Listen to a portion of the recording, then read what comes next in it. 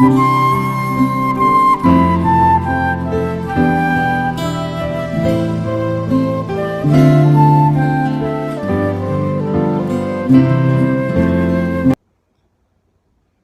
e graça, irmãos. Queremos saudar os irmãos com a graça e a paz do Senhor Jesus nessa noite. Nós queremos compartilhar uma palavra daquilo que o Senhor tem colocado no nosso coração. Desde já queremos mandar um abraço para os nossos irmãos em Maragogi-Pinho, nossos irmãos em Candeias, em Salvador, em Simões Filho, na Bahia, todos os irmãos que estão ouvindo, os irmãos que estão partilhando conosco nesse tempo. E hoje nós recebemos do Senhor o encargo de partilharmos uma palavra. Então, eu queria convidar você a abrir sua Bíblia aí onde você está conosco, em Hebreus, no capítulo 6, no verso 12. É um texto muito conhecido, que diz que para que vos não façais negligente, mas sejais imitadores do que pela fé e paciência herdam as promessas. Aqui nós temos uma palavra de encorajamento dos irmãos, do autor do livro de Os Hebreus. Ele encoraja os irmãos naquele cenário, naquele período lá, os irmãos hebreus, da importância daqueles irmãos não serem negligentes. A palavra negligente é o mesmo que descuidado. Então, havia um desejo profundo do autor de que os irmãos que fossem recebendo o Senhor Jesus como Senhor e Salvador das suas vidas, eles não fossem negligentes com a fé. Não fossem irmãos que vivessem uma vida desleixado, mas fossem irmãos que fossem dedicados ao Senhor. E ele conclui o texto de Hebreus, capítulo 6, no verso 12, dizendo assim, para que esses irmãos sejam imitadores dos que pela fé e paciência herdaram a promessa. A primeira coisa que queremos destacar nesta noite, querido, é que não é pecado sermos imitador. Nós temos um hábito de pensarmos que nós não podemos imitar ninguém, mas na verdade o próprio autor de Hebreus diz que nós temos que ser imitadores. Mas imitadores de quem? Nós aprendemos aqui que o problema não é ser imitador.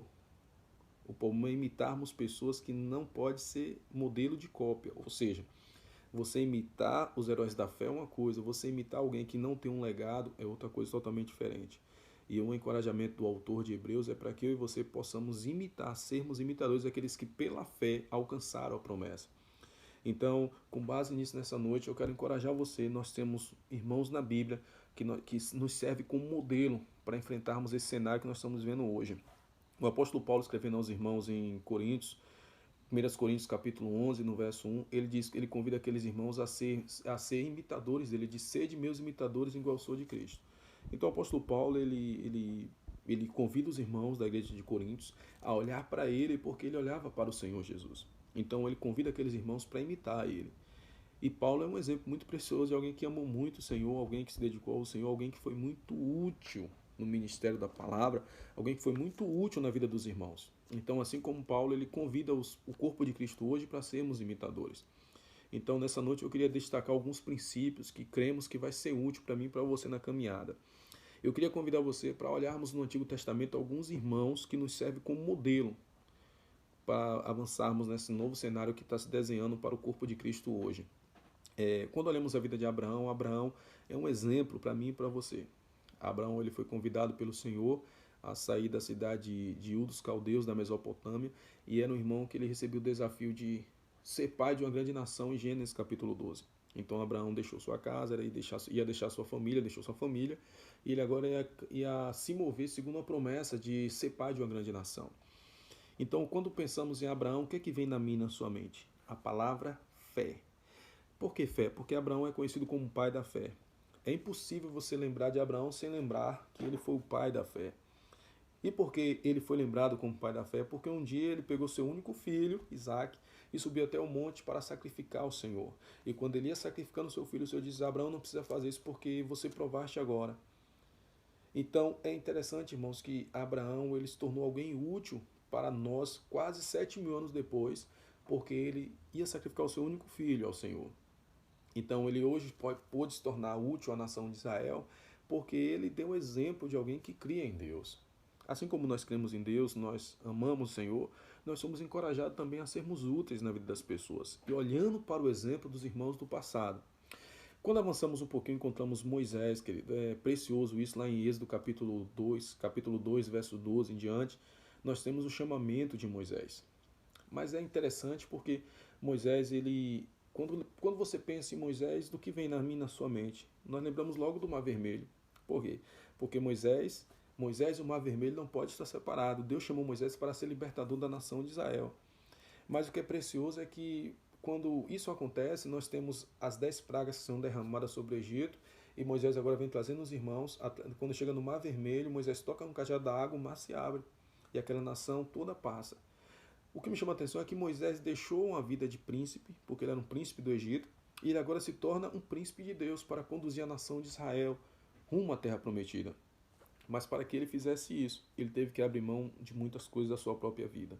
Então Moisés foi alguém útil para o Senhor, porque ele deixou de viver como um príncipe no Egito para ser um libertador da nação de Israel. Quando você olha para Davi, o que é que lembra Davi? Davi lembra alguém que amou muito o Senhor, correto? Sim, mas tem algo interessante na vida de Davi, queridos. Você consegue desassociar Davi de Golias? Não. Porque quando pensamos em Davi, nós pensamos logo em Golias. Praticamente não existe Davi sem Golias e não existe Golias sem Davi. Por quê? Se você perguntar a qualquer criança hoje quem foi Davi, ele vai dizer Davi foi aquele que matou Golias.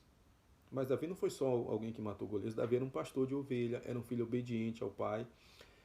Mas olha que interessante, Davi deixou de cuidar das suas ovelhas e agora ele vai desafiar um gigante, lutar com um gigante, que aquele gigante não tinha dito nada a ele.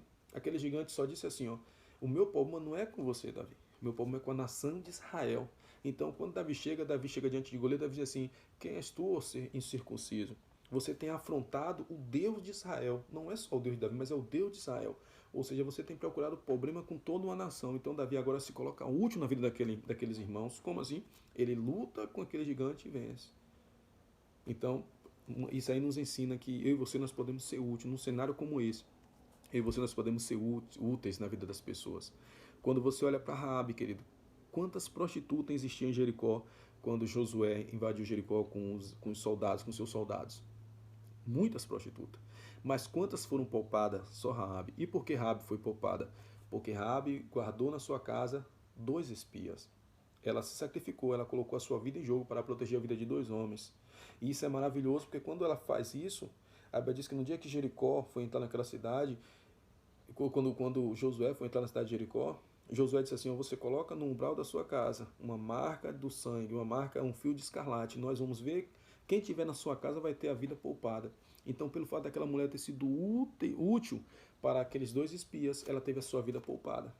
E por isso ela está escrita na galeria dos heróis da fé, em Hebreus capítulo 11. Onde tem Abraão, onde tem Moisés, onde tem Davi, onde tem Daniel. Está lá Raabe, uma mulher e uma prostituta. Por quê? Porque ela foi útil na vida de outra pessoa. E você, nós somos encorajados também hoje, querido, a sermos úteis na vida da pessoa.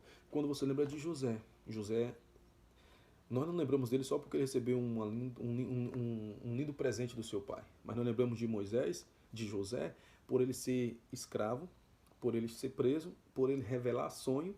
Mas mais que tudo isso, nós lembramos dele por ele ser governador do Egito. Então José sofreu para que ele pudesse ser útil ao seu povo depois. Olha como o que aconteceu na vida de José nos serve como exemplo para os nossos dias. José foi preso inocente, foi preso sem ter culpa nenhuma, foi vendido como escravo e agora ele é um libertador do seu povo, da sua nação. Agora eu queria levar você para uma história muito interessante do Novo Testamento que vai ilustrar muito bem o cenário que estamos vivendo hoje. E eu creio que nesse tempo o Senhor vai trazer muita edificação ao seu corpo e principalmente a você que está aí e junto podemos ser edificados no Senhor nessa hora. Quando olhamos em João, no Evangelho de João, capítulo 5, do verso 1 ao verso 9, nós temos ali o paralítico, o que chamamos de paralítico do tanque de Betesda. Betesda quer dizer casa de misericórdia. Então nós temos ali um paralítico que Jesus chega para ele, e o texto diz assim no capítulo 5, verso 1 ao verso 9, diz assim, um dos que estavam ali era paralítico já fazia 38 anos, quando viu Jesus deitado e sobre ele vivia naquele estado durante tanto tempo, Jesus lhe perguntou, você quer ser curado?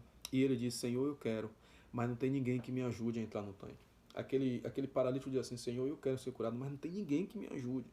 Ou seja, Senhor, quando eu quero ir no tanque, as pessoas vêm e pulam na minha frente. É comum, queridos, milhares de pessoas estarem vivendo na mesma situação daquele paralítico. Ele diz, Senhor, eu estou aqui. Mas para as pessoas que vêm também no tanque, eu sou um ninguém. Porque quando a palavra ninguém, no dicionário português, quer dizer aquele sem importância ou aquele que não tem nenhuma influência. Ele diz, ó Senhor, para as pessoas que chegam aqui, eu sou um ninguém. Eu não tenho importância para eles. Por quê? Porque estão buscando seus próprios milagres, estão buscando suas próprias intervenções. Então eles querem também ser curados, querem também ser tocados pelo Senhor. Então eles têm suas próprias vidas, eles não têm tempo para me ajudar. E é interessante que Jesus olha para aquele homem e diz de fato, se as pessoas não querem te ajudar, não querem colocar você no tanque, eu vou colocar você, eu vou curar você. E Jesus vai lá e cura aquele homem. Mas o que me chama a atenção, querido, é que às vezes nós também vivemos nesse nível. Nós estamos tão preocupados com as nossas vidas, preocupados com a nossa provisão, preocupados com os nossos milagres, preocupados com as nossas intervenções, que esquecemos que do nosso lado direito, lado esquerdo, na minha frente, na rua de trás, onde mora meu vizinho, meu amigo, tem pessoas que estão precisando também viver milagre, intervenção do Senhor. Mas nós estamos tão preocupados com nossas vidas que não temos tempo para olhar para essas pessoas. E na visão dela, elas para nós é como se fosse ninguém, querido, sem importância nenhuma. Agora eu quero te mostrar outra personagem que vai nos ajudar. O segundo exemplo que eu quero mostrar nessa noite, da forma como você pode ser útil na vida de alguém, é de um paralítico lá de Marcos, capítulo 2, verso 1. Diz que outra vez entrou Jesus em Cafarnaum e soube que estava ali na sua casa. E logo se ajuntaram tantas pessoas que nem ainda nos lugares junto à porta cabia. E vieram ter com ele conduzindo um paralítico trazido por 4 amigos. E não podendo aproximar-se dele por causa da multidão, descobriram o telhado onde eles estavam. E fazendo um buraco, deixaram o leito em que jazia o paralítico. E Jesus, vendo a fé deles, disse ao paralítico: Filho, perdoados estão os teus pecados. Aqui nós temos um contraste do primeiro paralítico do tanque de Betesda. Aqui nós temos agora um outro paralítico, mas o paralítico é diferente. O primeiro paralítico não tinha ninguém para levar. Ele disse: Eu não tenho ninguém que me leve. Esse segundo paralítico disse que 4 amigos pegaram ele e conduziram até Jesus. Aquele outro paralítico reclamou que tinha 38 anos ali, ninguém o havia ajudado. E esse outro paralítico disse: Eu tive 4 pessoas que me ajudou. Então, esse paralítico aqui é conduzido por 4 amigos. E quando ele chega até Jesus, existe uma grande multidão, um grande obstáculo. Aqueles homens sobem no telhado e desce aquele paralítico pelo telhado. E quando aquele paralítico chega diante de Jesus, Jesus não olha para o paralítico, Jesus olha para os amigos e diz assim: Eu nunca vi tamanha fé dessa forma. E no texto de Marcos, capítulo 2, no verso 4 e verso 5, Jesus diz assim: vendo a fé deles. Não foi a fé só do paralítico, foi a fé do paralítico, mas dos 4 amigos. Porque quantas pessoas estavam ali buscando milagres, querido? A Bíblia diz que tinha muitas pessoas. Mas quantas pessoas havia levado alguém para receber milagre? Pouquíssimas, talvez quase nenhuma. Então, quando esse paralítico chega lá, carregado por 4 amigos, Jesus diz: cara, esse homem é diferenciado. Existem pessoas que se importam com ele. Existem milhares de pessoas, querido, que representa esse paralítico que foi levado por esses 4 amigos, mas também existem milhares de pessoas que representam aquele paralítico do tanque de Betesda, que ninguém se importava com ele. Eu quero te fazer uma pergunta, queria que você refletisse comigo nessa noite. Se você fosse o paralítico, se você fosse o paralítico do tanque de Betesda, se você fosse o paralítico do tanque de Betesda, a pergunta que eu quero te fazer, eu queria que você prestasse muita atenção a partir de agora. Se você fosse o paralítico do tanque de Betesda, ou o paralítico da cidade de Cafarnaum, que teve os 4 amigos, qual dos 2 paralíticos você gostaria de ser hoje? O paralítico que ninguém se importou com ele, que estava lá no tanque de Betesda, que ninguém ligou para ele? Ou você quer ser o paralítico que os 4 amigos conduziu até Jesus? Eu acho que eu e você, nós queremos ser esse paralítico 4 amigos, conduziu ele até Jesus, porque senão até hoje nós estaríamos aí esperando a intervenção do Senhor. Mas eu queria que você pensasse comigo em uma coisa também, querido. Que tipo de amigo você tem sido hoje? Que tipo de irmão em Cristo nós temos sido nesse tempo, querido? Será que nós representamos os amigos do paralítico de Betesda, que não ligava, que estava buscando seus próprios interesses? Ou será que nós podemos ser comparados com um amigo do paralítico de Cafarnaum, que teve 4 amigos que o ajudou? Será que você hoje faz parte dos amigos do tanque de Betesda, do paralítico do tanque de Betesda? Ou será que você e eu nós fazemos parte dos 4 amigos que ajudaram o paralítico de Cafarnaum a receber o seu milagre? Ah, querido, que o Senhor nos ajude nesse tempo. Às vezes nós estamos tão preocupados com nós mesmos, às vezes nós estamos preocupados com tantas coisas, nós estamos distraídos com tantas coisas que não focamos naquilo que é essencial. Não nos preocupamos com o que de fato é importante. Temos visto milhares de pessoas descendo a sepultura. E nesse tempo, o Senhor tem levantado um povo seu, querido. Irmãos e irmãs, que podem, nesse momento, tirar um tempo da sua oração para orar por alguém que está precisando. Talvez ter pessoas, não na minha família, na sua família, mas às vezes existe um amigo no seu bairro, uma pessoa na sua cidade, onde você está, que precisa que você seja um canal de bênção, um intercessor na vida dessa pessoa. Então eu quero te convidar nessa noite, onde você está aí, meu irmão e minha irmã. Você pode interceder por alguém. Você pode ajudar alguém. E eu me perguntava, eu orava ao Senhor e eu fiquei muito emocionado com isso.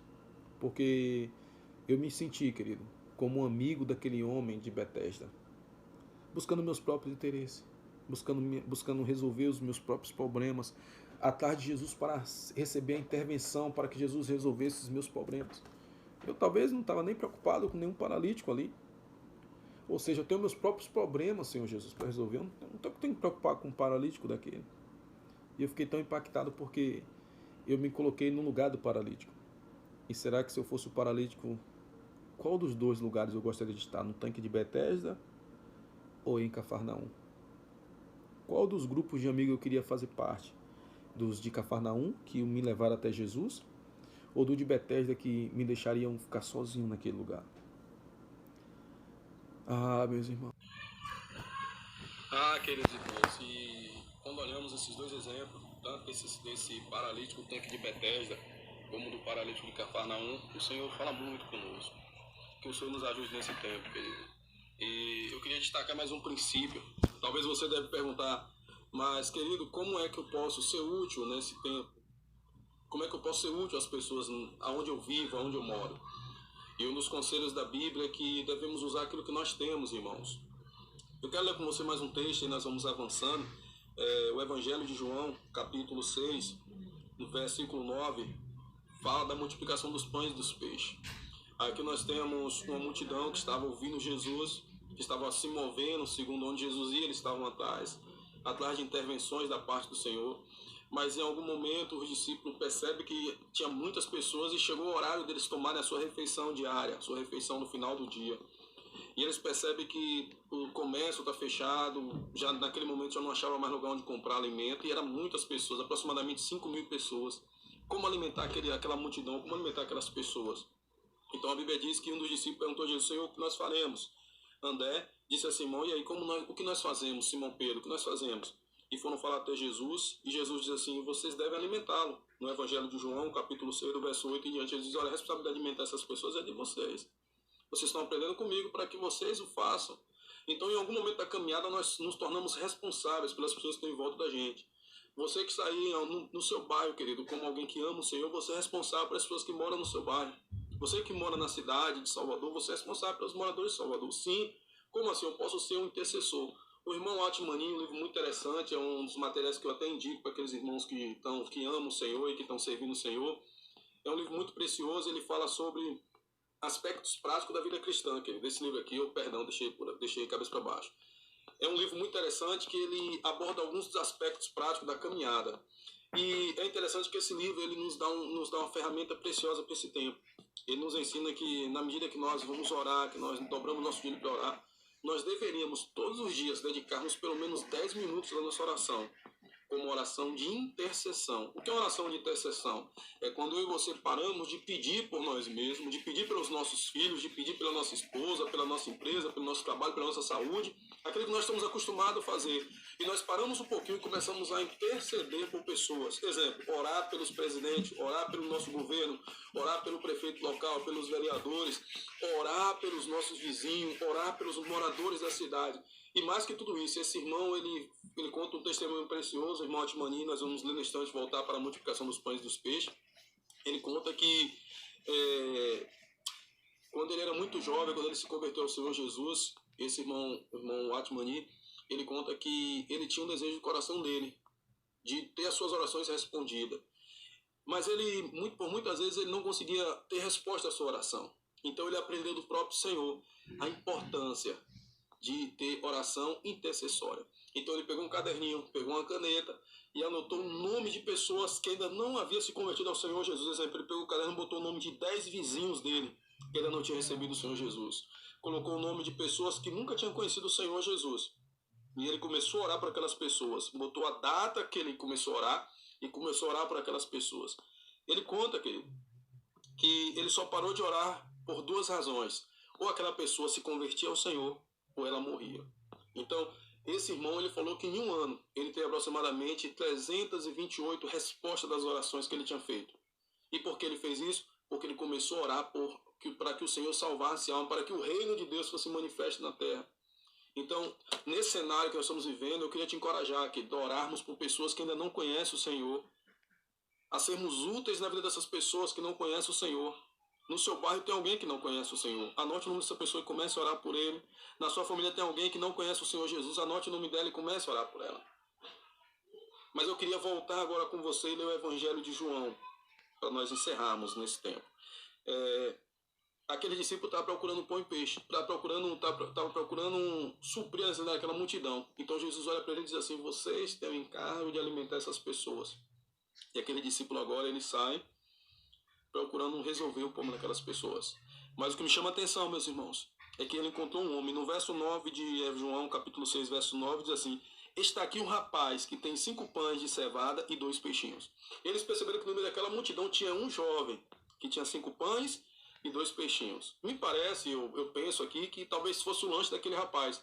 Os peixinhos provavelmente deviam estar assados, mas aqueles pães. Então provavelmente seria o alimento dele, a refeição dele. Mas o que me chama a atenção é que quando André e Simão usam essa expressão dizendo: olha assim, eu tenho aqui um rapaz que tem 5 pães e 2 peixinhos, e ele diz assim: para que isso serve? É muito pouco. Então Jesus diz assim: mande as pessoas sentarem. E aí nós sabemos o enredo da história, e nós sabemos que Jesus multiplicou aqueles pães e os peixes a ponto de sobrar depois 12 cestos cheios. Mas eu queria que você percebesse um detalhe. Aquele jovem tinha uma porção e uma provisão para a sua própria necessidade. Aqueles 5 pães e os 2 peixinhos seriam o lanche dele. Mas agora, diante de tal necessidade de tantas pessoas, ele disponibiliza aquilo que ele tem para servir a outras pessoas. Então aquele jovem decidiu ser útil na vida de outras pessoas, mesmo tendo pouco, sendo só seu lanche. Ele sabia que ao entregar aquilo ali, ele poderia não tê-lo novamente. Mas toda vez, querido, que você coloca algo nas mãos do Senhor, que você entrega algo nas mãos do Senhor, que você é útil para o Senhor faz com que aquilo se multiplique. E eu queria convidar você nesse tempo. Você pode ser útil na vida das pessoas. Você pode ser útil na vida da sua comunidade. E esse jovem, através daquele ato dele de dar os pães, de dar os peixes, ele conseguiu alimentar mais de 5.000 pessoas. Percebe, irmãos? Como o Senhor tem que tratar conosco nesses últimos dias. Talvez você que está na sua casa tem 2 quilos de feijão, mas sabe que tem pessoas que estão do lado aí que não tem nada para comer. Talvez você na sua casa tem 12 pães e você só precisa comer 6 pães. Então você pode doar esses 6 pães para alguém que não tem, querido. Não é o muito que você tem, mas é o pouco que você tem, você e eu aprendermos a partilhar com as pessoas. Que nesse tempo o Senhor nos ajude, nos ensine a sermos úteis na vida das pessoas. Eu quero nesse momento agradecer ao Senhor por ter nos dado esse tempo. Aprendemos com Daniel, aprendemos com Elias, aprendemos com Eliseu, aprendemos com Davi, o próprio Davi, que estava vindo de uma grande batalha, mas resolveu parar tudo para ser útil na vida de outras pessoas. Nós aprendemos com Abraão, que deixou a sua terra. Nós aprendemos com Moisés, que deixou de se tornar príncipe do Egito para liderar o povo de Deus. Nós aprendemos com tantos irmãos, querido, mas mais que tudo isso, nós aprendemos com o Senhor Jesus. Como disse Filipenses, ele deixou o trono da sua glória, ele despojando o seu lugar de reino, ele se fez homem, para que através disso ele pudesse servir. Então o maior exemplo, querido, de alguém que está disposto a servir é o exemplo do próprio Senhor Jesus, que ele deixou o trono da sua graça, o trono da sua glória, para servir homens e mulheres. João 3,16 diz que Deus amou o mundo de tal maneira que ele deu seu Filho unigênito, para que todo aquele que nele cresce não pereça, mas tenha a vida eterna. Eu acho que tem um detalhe ali que me chama a atenção, querido. E eu gosto muito dessa expressão: quem ama, doa. Quem ama, dá. A Bíblia diz que Deus amou. Mas o amor de Deus sem entrega não seria um amor completo. Então a forma dele demonstrar o amor é que ele deu o seu Filho. Percebeu, irmãos? Você ama, eu amo. Então nós somos encorajados pelo Senhor nesse tempo a servirmos as pessoas, sermos úteis na vida das pessoas. Então eu queria encorajar você nesse tempo, eu sei que você pode fazer isso. Em Filipenses capítulo 2:5, ele diz que embora sendo Deus, não considerou ser igual a Deus. Em vez disso, ele humilhou-se e se fez carne e foi para a morte. Quero virar um pouquinho aqui, rapidinho. Filipenses capítulo 2, verso 5 diz assim: também a mesma atitude demonstrou Cristo Jesus, embora sendo Deus, não considerou ser igual a Deus, fosse algo que lhe devesse se apegar. Em vez disso, esvaziou-se de si mesmo, assumiu posição de escravo e nasceu como ser humano. Quando veio em forma humana, humilhou-se e foi obediente até a morte e morte de cruz. Eu queria encorajar você, meu irmão e minha irmã, aí onde você está, a ser útil na vida de alguém. Eu sei que você pode ser útil. Eu quero orar com você nesta manhã, quero orar com você nesta noite, pedindo para que o Senhor ele nos ajude nesse novo tempo. Pai, nós nos dobramos diante do Senhor. Nós abrimos a Tua palavra nesse tempo e cremos que o Senhor falou conosco. Ah, como nós somos gratos ao Senhor por esse tempo tão precioso, Senhor. Queremos te pedir agora, Pai, que o Teu Espírito Santo, Senhor, possa visitar cada irmão que está sendo tocado pela Tua palavra nessa hora, Senhor. Que haja em nós, Senhor, um sentimento como que houve em Cristo Jesus, Senhor. Ah, Senhor, nos ensina a sermos úteis, Pai. Oh, Deus, nos ajuda, Senhor, nesse cenário, Senhor.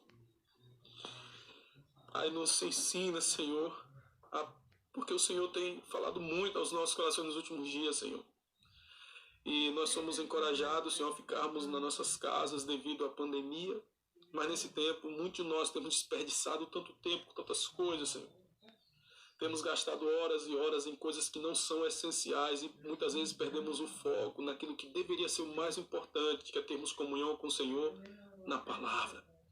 Queremos te agradecer por esse tempo, Senhor. Queremos te agradecer pelo Teu Filho, Senhor Jesus, que abriu a Tua palavra para nós nessa noite. Somos gratos ao Senhor. E nos permita, Senhor, sermos úteis na vida de pessoas, Pai. Queremos um dia atravessar os portais celestiais, ó Deus. E quando estivermos diante do Senhor, ouvirmos uma voz suave e maravilhosa, nos chamando, dizendo: vinde, bendito do meu Pai. Possui por herança o que eu tenho preparado para vós desde a fundação do mundo. Que essa seja a nossa maior alegria, um dia estivermos diante do Senhor, Pai. E sermos abraçados pelo Senhor. E o próprio Senhor enxugará dos nossos olhos toda lágrima. Que nesse tempo, Pai, possamos ser úteis na vida de outras pessoas. Nos ensina, Pai, em nome do Senhor Jesus, para a glória do Senhor Jesus. Amém. Que o Senhor nos abençoe, querido. Um abraço, fique com Deus e, se o Senhor permitir, em breve estaremos novamente partilhando um pouco mais da palavra do Senhor. Que Deus nos abençoe nesse tempo, meu irmão.